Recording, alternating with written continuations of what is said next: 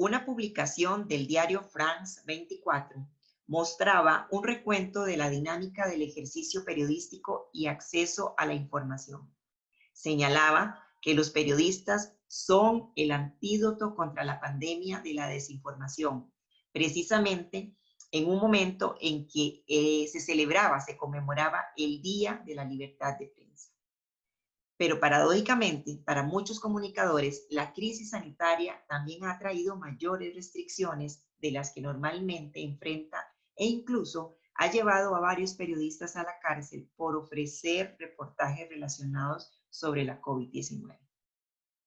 El Instituto Internacional de Prensa sostiene que la pandemia no solo aceleró los problemas de los periodistas para acceder a la información, sino que también ha generado violencia contra quienes informan. Tan solo en 2 meses y medio, el organismo registró 162 violaciones a la libertad de prensa relacionadas con el coronavirus, de las cuales más de 50 son amenazas y ataques verbales y físicos contra los periodistas mientras cubrían las novedades sobre el COVID. Hoy, en Préstame tu Boca, tenemos a una invitada con la que analizaremos cómo se ha dado este tema de la cobertura y la libertad de prensa en Costa Rica. Bienvenidos y bienvenidas a un contacto más de Préstame tu Boca. Hoy para analizar cómo se ha desarrollado la cobertura del tema de la COVID-19 en Costa Rica, nos acompaña Yesenia Alvarado, una periodista de gran trayectoria. Tiene más de 15 años de ejercer el periodismo en radio y en televisión. Ella trabajó en Radio América, estuvo en Repretel muchos años y hoy es una periodista en Telenoticias, que estábamos hablando ahorita tras entrevista, que le toca de todo y la hemos visto bastante activa en los últimos meses. Yesenia, bienvenida, Préstame tu Boca y muchísimas gracias por estar acá. Hola Jessica, un saludo a todos los que están atendiendo esta exposición y muchas gracias más bien por invitarme a ser parte de este proyecto en el que te presto mi boca. Excelente, gracias. Bueno, y para empezar, Yesenia, nos interesa mucho abordar, bueno, la plataforma televisiva era una de los medios que queríamos incluir en el proyecto precisamente por ser un medio de comunicación bastante inmediato. Y bueno, muchos profesionales coinciden en que han tenido que trabajar con muchísimo cuidado un contenido informativo que se volvió complejo y que ha sido que, digamos, la crisis de la pandemia lo proveyó de esta manera y que es una crisis que no se ha vivido en los últimos 100 años. Entonces, básicamente lo que quiero preguntarte es, desde tu punto de vista, ¿dónde estuvo la mayor dificultad para ejercer la profesión? Si fue propiamente en lo técnico de la información, del contenido, o bien en las fuentes oficiales, o incluso en el impacto mismo que esta crisis de salud ha hecho pues, con la salud propia de ustedes mismos, los periodistas, el resguardo que tienen que tener y también el trato con la fuente que ha sido afectada. Tal vez son muchas preguntas para empezar, pero lo que me interesa es ver desde tu punto de vista, entonces, ¿dónde ha estado la mayor dificultad, Yesenia? Bueno, yo creo que las dificultades han sido muchas para poder llevar a cabo nuestra labor que es tan importante en esta y en cualquier sociedad. Las dificultades han sido muchas. A mí me parece que por lo menos en Costa Rica, digamos, a diferencia de lo que ha pasado en otros países del mundo, yo creo que aquí uno de los retos principales ha sido propiamente el tema de salud, porque es una vida nueva en la que pues aquí uno sale a reportear con un micrófono en la mano y ese mismo micrófono, después ese camarógrafo se va a grabar con otro periodista y con otro durante el día. Y entonces el hecho de estar teniendo que protegerte hasta de tus mismos compañeros es algo que es como incómodo, pero que se volvió necesario. Entonces, esto es solo un pequeño ejemplo de cómo pues se complica un poco, pues lo normal en la cobertura diaria es andar corriendo, para hacer las cosas. Hoy en día uno que tiene que estar limpiando las superficies, que tenemos que andar con estas protecciones. Ahora mismo yo estoy aquí en el canal y tenemos prohibido quitarnos la mascarilla o estar sin careta. No podemos. En los espacios nosotros estamos con aforo del 50% también por una directriz propia de la empresa para proteger al personal. Y entonces este tema de proteger nuestra salud a la hora de trabajar, yo siento que ha sido como uno de los retos principales. Después otro importante que hemos tenido es pues el conseguir la información. Sí, como siempre, digamos, los periodistas estamos viendo pues las altas y las bajas en las cosas, ¿verdad?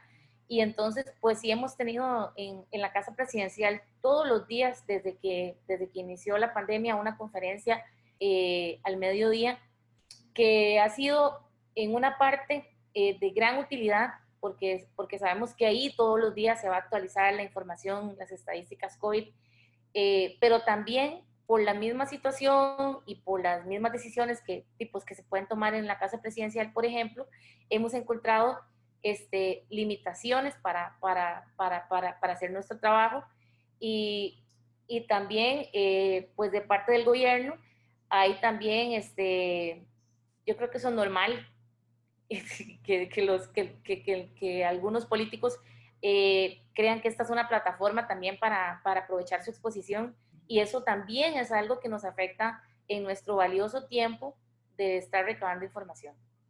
Bueno, precisamente a esa línea, a ese punto, que tiene relación con la forma en que se ha estado compartiendo la información oficial. Y pensando en el tema de la libertad de prensa, del acceso a la información, y más en un caso como este, y además no solamente ese, sino en la democratización de la información, ¿cuál debería ser esa dinámica idónea para perdurar y hacer preservar esa libertad de acceso a la información? ¿Consideras que el tema de una conferencia de prensa para un medio televisivo es suficiente, o ustedes pues también se nutren de otras dinámicas? ¿Cómo lo has visto? ¿Cuál es la posición de ustedes? Bueno, es una pregunta muy difícil realmente, Jessica, porque vamos a ver, uno entiende que por la seriedad de un problema como este, por ejemplo, el Ministerio de Salud tiene que centrar la información en un vocero o en unos cuantos voceros, pero también durante la pandemia ha pasado algo que para atrás nunca había ocurrido, que era que antes usted podía hablar con, no sé, con el Ministerio de Salud o con la región del sur, o con la región Chorotega, o con la Huetar Norte, ¿verdad? Y entonces usted podía hablar con ellos, pedir información oficial y publicar. Ahora no. Y incluso en algunos momentos en que funcionarios que se han salido, digamos, de la vocería capitalina, por decirlo así, y han dado información a periodistas, incluso, no sé, se han visto en problemas porque tal vez en algún momento confirmaron una muerte o confirmaron un caso COVID en algún lugar y resulta que era información que el Ministerio de Salud aquí en San José no oficializaba. Entonces, aquellos colegas que tuvieron su arduo trabajo para conseguir de primero la información y haberla confirmado con una fuente oficial, pues de repente parecía que pues quedaban ellos como los mentirosos y los funcionarios como los mentirosos, por decirlo así, porque hasta que el Ministerio de Salud no oficializaba eso, entonces esa información no se podía dar por válida.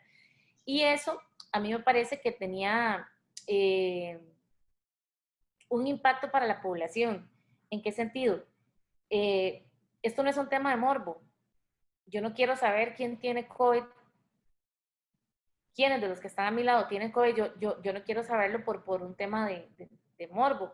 La gente quiere saber para cuidarse, y también, más que querer, la gente también debe saber para que tome las medidas preventivas y se pueda proteger. Entonces, eso es una limitante que yo he visto que ha afectado pues, a la hora de entregar la información en este caso.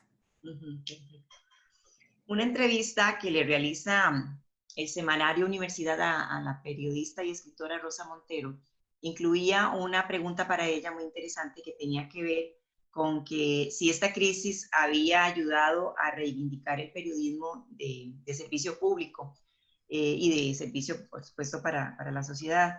Ella respondió que, claro, que sin duda, pero que sí seguíamos sumidos en el caos de los fake news. ¿Cuál debe ser el rol de los medios de comunicación o los estrategas para combatir este ejercicio que en crisis como estas pues se convierte en un problema, ¿verdad? De valoración de credibilidad de la información?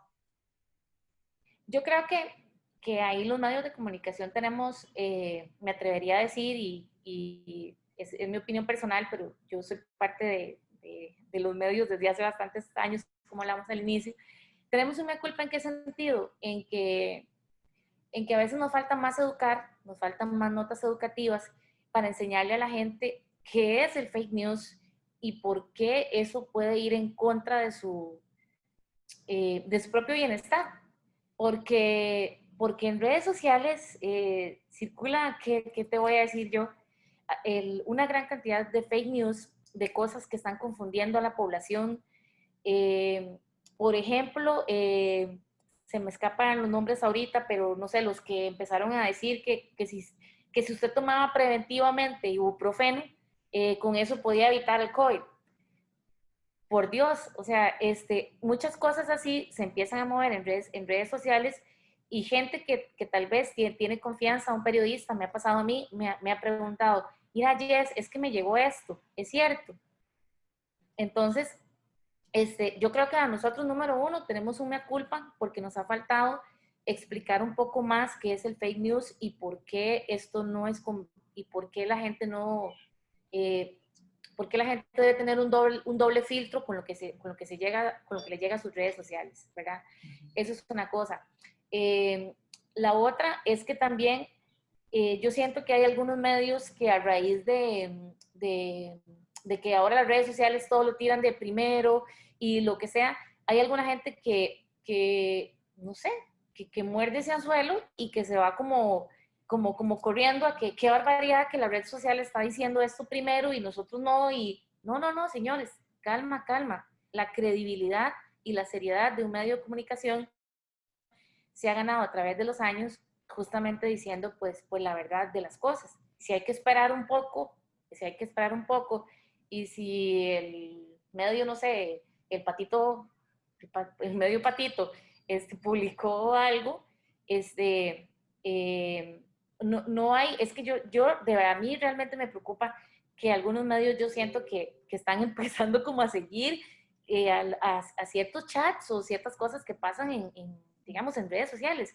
Y está bien, nosotros un periodista tiene que informarse de todo, pero recordemos quiénes somos nosotros. Los medios de comunicación somos los que oficialmente comunicamos las cosas, ¿verdad? Y como te decía antes, hay un trabajo serio, de trayectoria, de credibilidad, para que un medio de comunicación pues se haya ganado valga la redundancia, esa credibilidad en el medio, ¿verdad? Entonces yo siento que esa es otra cosa que es importante. Y tercero, yo creo que una sección como, por ejemplo, el No Coma Cuento de La Nación, y se me escapan nombres ahorita, pero algunos otros medios han hecho cositas así, y están poniendo todos los días un No Coma Cuento, o yo creo que otros medios tal vez deberíamos de ir hacia eso, y tener todos Usted, los días un espacio. perdón, ustedes mismos están haciendo una entrevista a mediodía siempre con un experto bastante rica, bastante valiosa antes de la conferencia de prensa. Eso es muy bueno. Ajá. Sí, exactamente. Eso es un espacio en el que se permite informar. Y en esa entrevista ha sido mucha utilidad porque se están tocando muchos temas varios y yo sé que eso es importante, informativo para la gente, necesario. Y como te decía antes, yo creo que sí es necesario que se creen esos espacios para desmentir cosas que se están diciendo. Y como te decía al inicio, porque justamente creo que nos ha faltado explicar un poco que el fake news no o sea, o explicar un poco más qué es el fake news. Sí, claro. ¿Y qué es específicamente? Te cuento que Hay un libro que escribió en español Antonio Núñez, lo leí el año pasado y ahora lo estoy retomando porque ha cobrado mucha relevancia, que habla sobre la comunicación de persona a persona, se llama La Estrategia del Pingüino, y hablaba de ese periodismo y lo denominaba periodismo geyser, el periodismo que se pega de las redes sociales, evidentemente, para hacer noticia.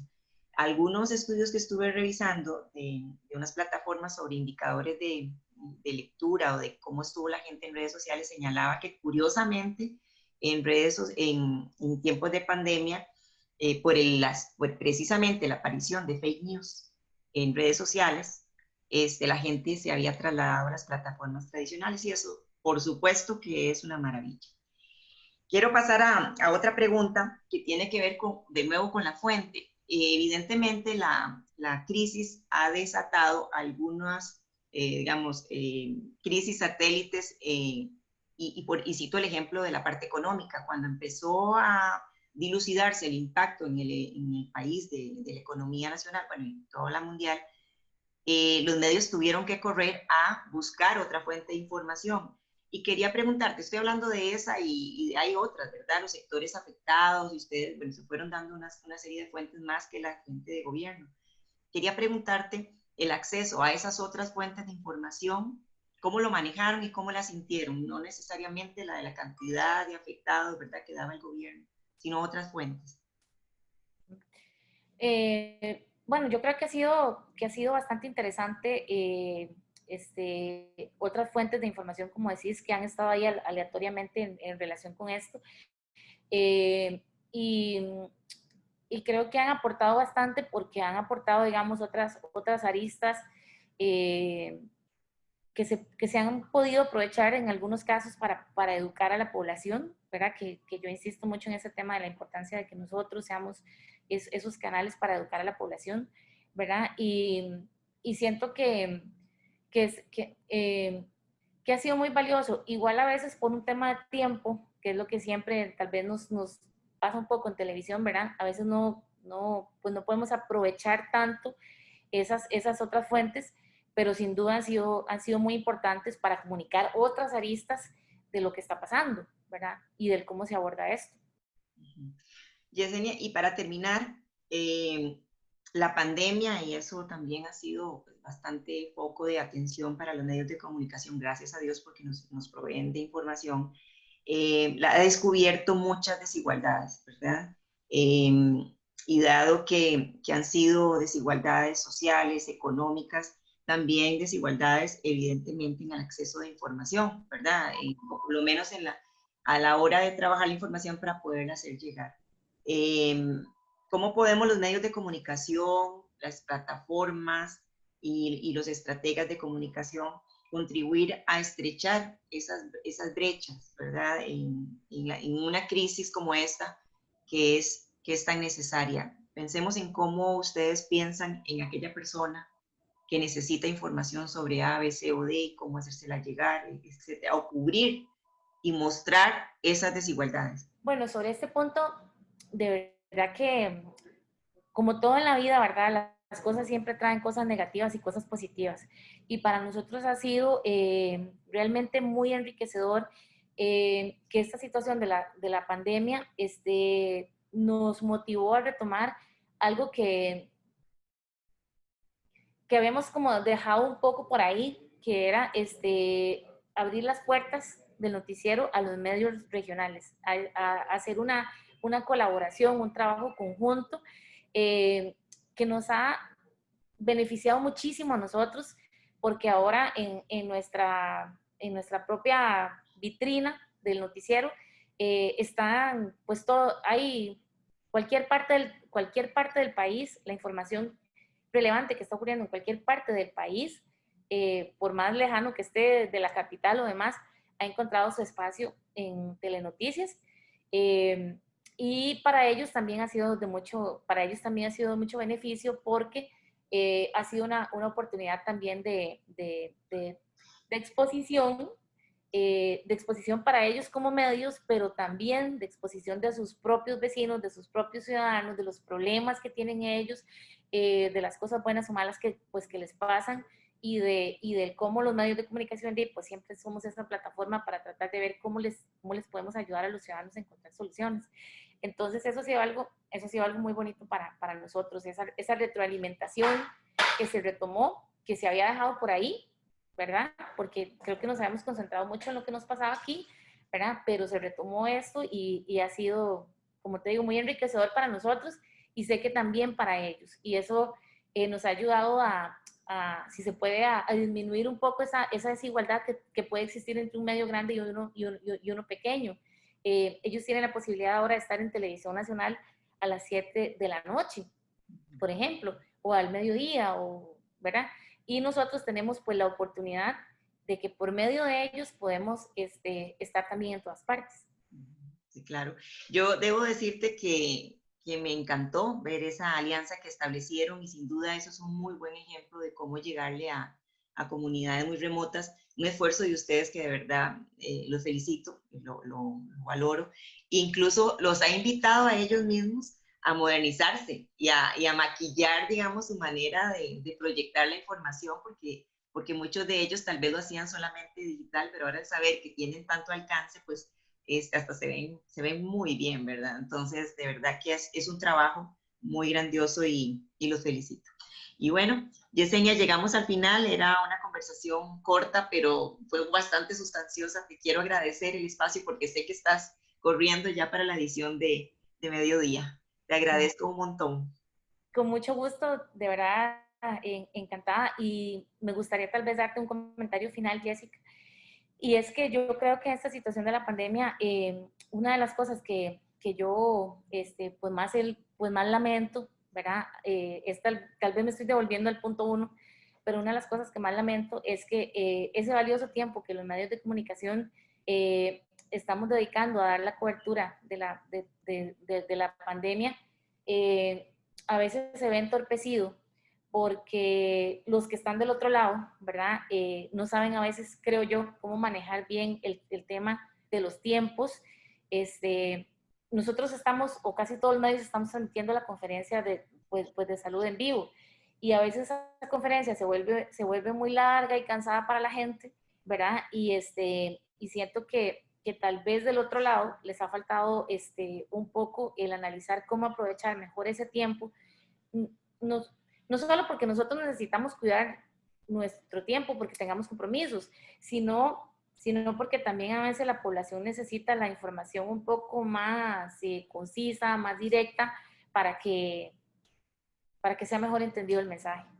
Entonces, eso es algo que también yo reflexiono que ha ocurrido en la forma de presentar la información durante la pandemia.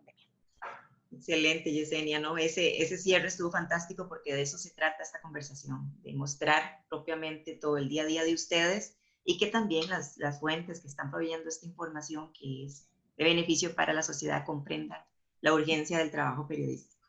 Muchísimas gracias. Con mucho gusto.